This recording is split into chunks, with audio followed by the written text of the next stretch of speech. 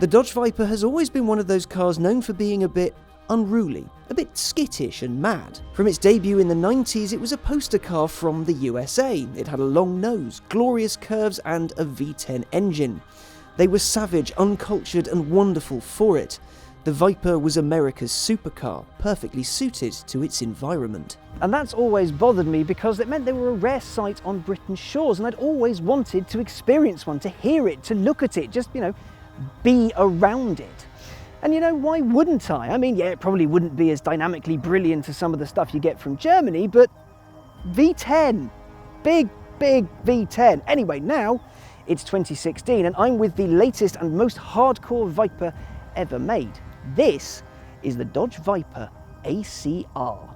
This is, according to Dodge, the antithesis of the sledgehammer Vipers of old. Its aero features help provide 1,700 pounds of downforce. There are adjustable dampers, carbon brakes, a massive functional splitter, removable vents on the wings to aid pressure release. It's all functional, it's all there for a reason, and that reason is speed.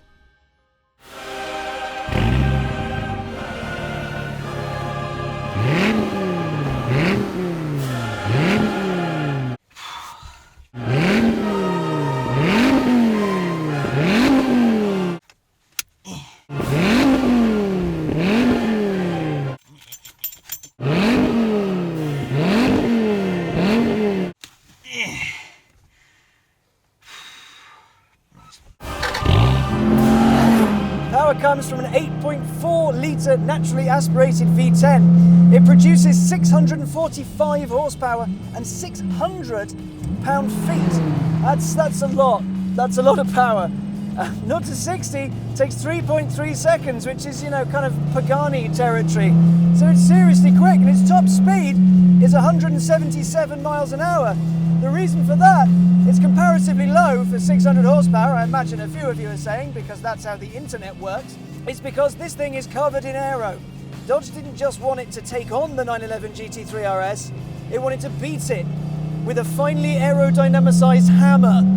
As such, there's a 5-stage stability control system so you can learn your car step by step. You can adjust the car's height so you can drive it around town without risk of damaging any expensive splitters, and you can remove the chin spoiler if you need to. There's less sound deadening than a normal Viper, manual seat adjustment, only 3 speakers for the stereo, so you can listen to music but not actually hear it. The carpets are extra thin to save weight, so don't go expecting to, run your toes through them as one would a Rolls Royce. No. You see, this is a functional car, and its function is to go around to every racetrack, take on every other car, and take every record it possibly can. Something it's been doing all over America. It's a seriously fast car. It's quite hardcore then, but also delightfully old school. It's got a 6-speed manual gearbox, and its power goes through the rear wheels only. And that V10? Not a turbo in sight. And even with said engine, which must weigh more than the moon, the whole car is just shy of 1.5 tons. So I'll level with you. I've wanted to drive a Viper ever since I kept crashing them on Gran Turismo 2. And now I've got a Viper ACR, the most hardcore, fastest Mega Viper ever. Here's the skinny. This thing is violent. It isn't a road car. Somehow it is.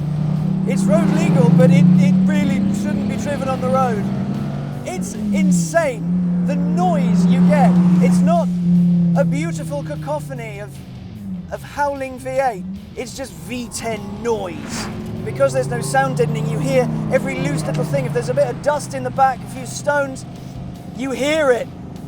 You feel it. You can feel this car screaming, going faster, faster. It's an affront to your senses, every single sense. It's got so much grip. All the aero, the faster you go, the better it works. Now the track we're on, the Gingerman Raceway, it's quite tricky. There are a couple of quick bits, but not too many, so you've got to be quite brave. But what you do is you find yourself going into these corners thinking, oh, well, that's a bit quick. Oh, okay, well, I can push it a little harder on the exit. I can push it a little harder. I can push it a little harder. And you find yourself going around corners at 70 miles an hour where the run before you did 50. Whew. It just keeps gripping. It loves to grip. The steering is beautifully done. It's not too heavy.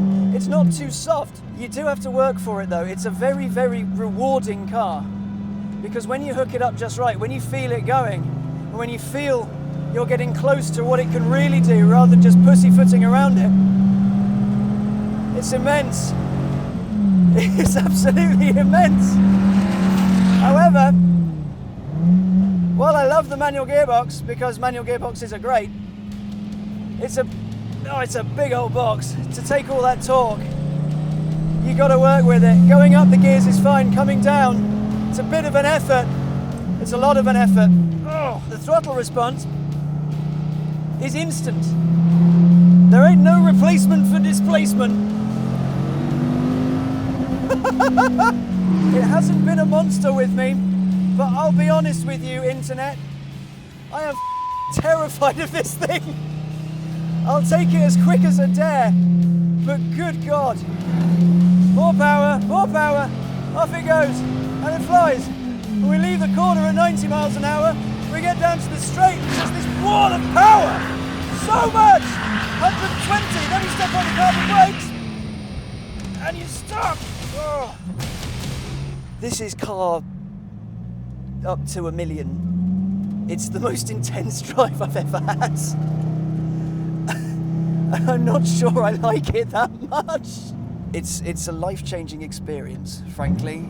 It's intense, it's insane, it's better than you, it's better than me.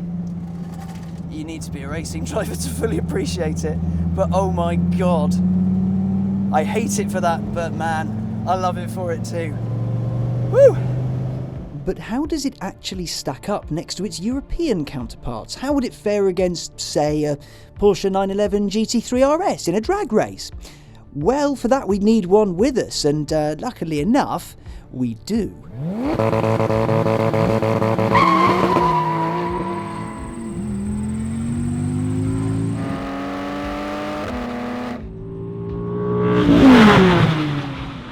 Truth be told, we ran this drag race a few times, and even against the might of that PDK gearbox, many were too close to call. Dodge wanted to be able to take on the best Europe could throw at it, and they succeeded.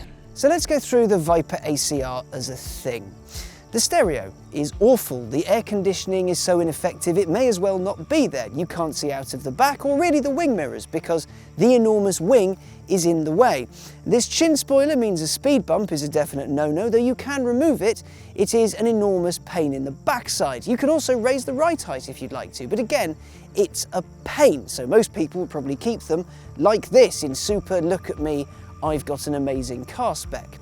On the road then, it is awful, terrible, uncomfortable, unpleasant, unlike anything you'd really want on the street. On the track, however, it is simply phenomenal, mind-bending stuff. It's brilliant.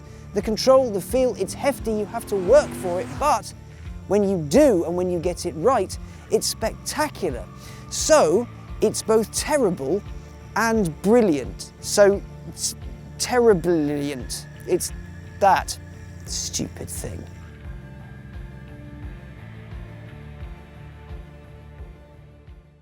Hello, we really hope you enjoyed the film you just watched, and if you want another slice of Carfection goodness before it comes out here on YouTube, click here, go to carfection.com and watch our next film a little bit early.